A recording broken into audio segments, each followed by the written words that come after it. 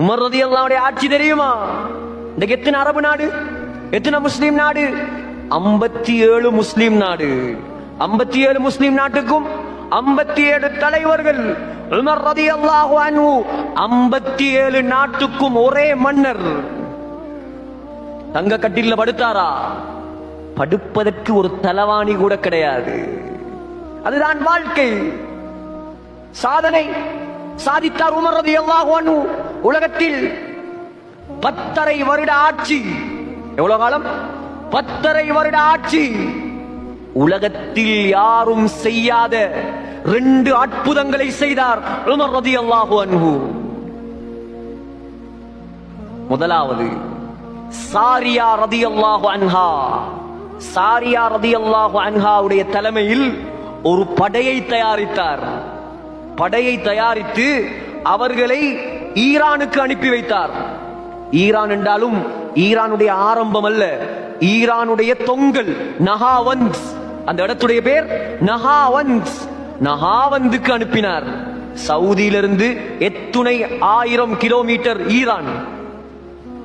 Umar ரலியல்லாஹு அன்ஹு மிம்பரில் நின்று கொண்டு வெள்ளிக்கிழமை குத்பா செய்து கொண்டிருக்கிறார். வெள்ளிக்கிழமை குத்பா நடக்குது. அந்த காலத்துல போன் இருந்துச்சா? அந்த காலத்துல இமெயில் இருந்துச்சா? வாட்ஸ்அப், பேஸ்புக், ட்விட்டர், வைபர் ஒன்றுமில்ல. மிம்பரில் நின்று கொண்டு குத்பா செய்த உமர் ரலியல்லாஹு அன்ஹு சத்தம் போட்டார், யா சாரியா அல் ஜபல்.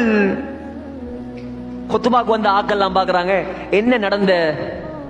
அமீருல் முஃமினீனுக்கு என்ன நடந்த? சாரியா எங்க இருக்கிறார்? ஈரான் தொங்கல்ல இருக்கிறார். இவர் மதீனாவுல இருந்து கொண்டு சாரியா ஜபல், சாரியா ஜபல் என்று கத்துறார். சகோதரர்களே, போட்ட சத்தம் சாரியா ரலியல்லாஹு அன்ஹு ஈரானில் இருந்து திரும்பி பார்த்தார். நம்புவீர்களா? திரும்பி பார்த்தால் மலைக்கு பின்னால் எதிரிகள் வந்து கொண்டிருக்கிறார்கள். எதிரிகளை தோற்கடித்தார். இதுதான் சாதனை.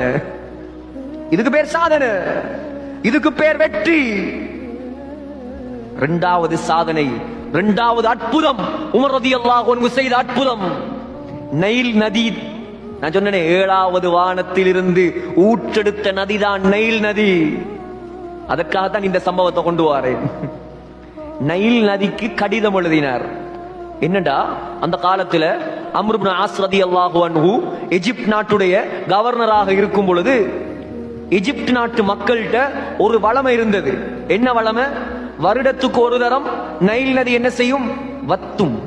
வத்தினால் அவர்களுடைய மூட நம்பிக்கை, ஒரு குமரி பெண்ணை, ஒரு கன்னியை நன்றாக அலங்கரித்து நைல் நதியில் தள்ளி விடுவார்கள். நைல் நதிக்கு பலி கொடுப்பார்கள். பலி கொடுத்தால் தான் அந்த நைல் நதி என்ன செய்யுமாம்? மீண்டும் பெருக்கெடுத்து ஓட ஆரம்பிக்குமாம். இந்த செய்தியை அம்ர் இப்னு ஆஸ் ரலியல்லாஹு அன்ஹு ஜனாதிபதிக்கு அறிவித்தார். அமீருல் முஃமினீன், இப்படி ஒரு செய்தி நடக்குது. உமர் ரலியல்லாஹு அன்ஹு புத்திக்கு படாது, நமக்கு புத்திக்கு படாது. ஆனால் அல்லாஹ்வோடு தொடர்பாக இருந்து சாதித்தார். எழுதினார் கடிதம். 2 கடிதம் எழுதினார். முதலாவது கடிதம் அம்ர் இப்னு ஆஸுக்கு, 2வது கடிதம் என்னத்துக்கு? நைல் நதிக்கு. அம்ர் இப்னு ஆஸுக்கு சொன்னார், இந்த கடிதத்தை நீ நைல் நதியில் போடு. அம்ர் இப்னு ஆஸ் ரலியல்லாஹு அன்ஹு கடிதத்தை பெற்றுக்கொண்டார். எகிப்து நாட்டு மக்களை எல்லாம் ஒன்று சேர்த்தார். நைல் நதியிடம் கொண்டு வந்தார். ஜனாதிபதி, மன்னாதி மன்னர் உமர் இப்னு கத்தாப் அவருடைய கடிதம் வாசிக்கப்படுகிறது.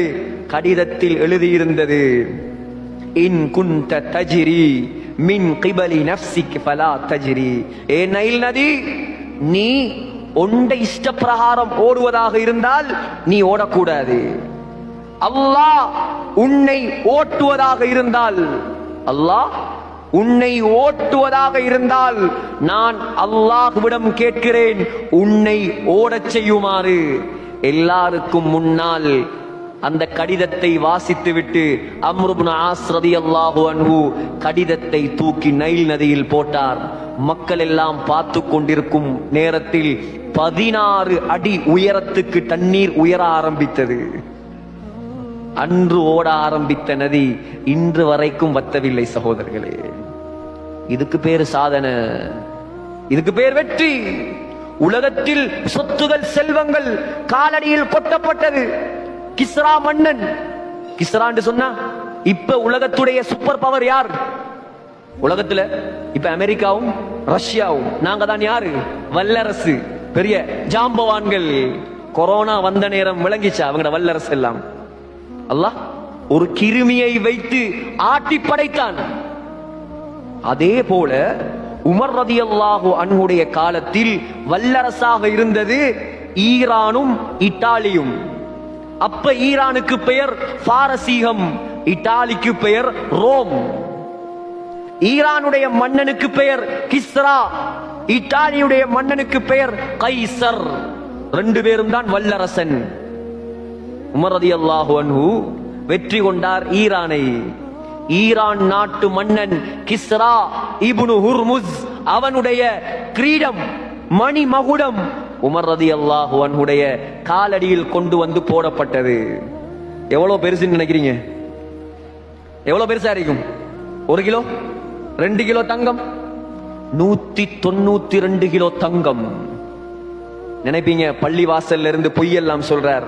இல்ல சகோதரர்களே, அந்த 192 கிலோ தலையில வைக்கலாமா மனுஷனுக்கு? வைக்கலாது. இந்த லைட் தொங்குதே, இதை போல பெரிய சங்கிலியால் அதை கட்டி அரசனுடைய சிம்மாசனத்துக்கு நேராக அதை வைத்திருப்பார்கள்.